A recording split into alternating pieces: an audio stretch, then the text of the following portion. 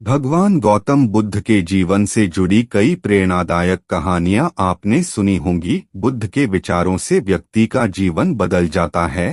तभी तो अंगुलीमाल जैसा डाकू भी बुद्ध से मिलकर भिक्षु बन गया। गौतम बुद्ध से जुड़ी एक नहीं बल्कि कई कहानियां हैं, लेकिन भगवान बुद्ध और आम्रपाली की कहानी सबसे ज्यादा परिचित है। आम्रपाली, जिसे दुनिया की सबसे खूबसूरत वेश्या कहा जाता था, लेकिन जब आम्रपाली भी बुद्ध से मिली तो उनके विचारों से प्रभावित हो गई। इसके बाद अपनी धन संपत्ति सब कुछ का त्याग कर आम्रपाली एक साधारण भिक्षुकी बन गई और संपूर्ण जीवन भिक्षुकी बनकर ही बिता दिया।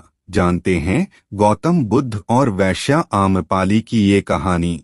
इतिहास के पन्ने आपको बिहार के जिला वैशाली के राजाओं और नगरवधु आम्रपाली के किस्सों से भरे मिलेंगे। कहा जाता है कि एक गरीब दंपति को एक आम के पेड़ के नीचे एक कन्या मिली थी। उसके माता पिता पता नहीं क्यों उसे पेड़ के नीचे रखकर चले गए थे। दंपति ने लड़की के माता पिता के बारे में बहुत पता लगाया, लेकिन कुछ पता नहीं चला। इसके बाद गरीब दंपति ने ही उस कन्या का लालन पालन किया और उसका नाम आम्रपाली रखा। आम्रपाली बहुत ही रूपवान थी।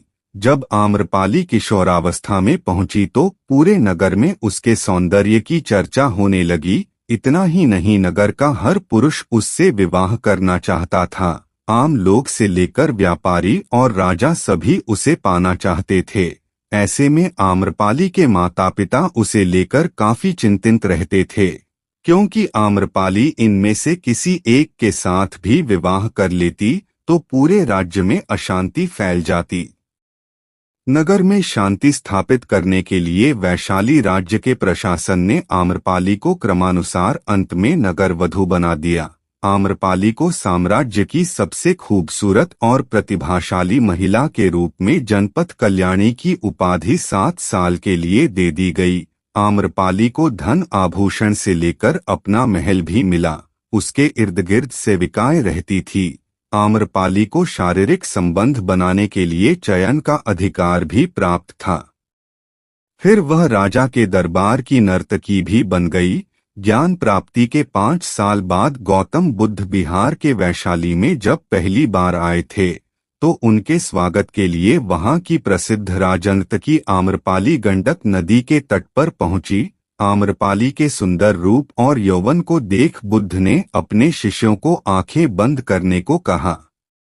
कहा जाता है कि आम्रपाली एक बौद्ध भिक्षु पर मोहित भी हो गई थी। इसके बाद आम्रपाली ने बौद्ध भिक्षु को भोजन के लिए आमंत्रित किया और साथ ही 4 महीने प्रवास के लिए भी अनुरोध किया, लेकिन भिक्षु ने उसे साफ मना कर दिया और कहा कि गुरुजी की आज्ञा के बिना मैं ऐसा नहीं कर सकता।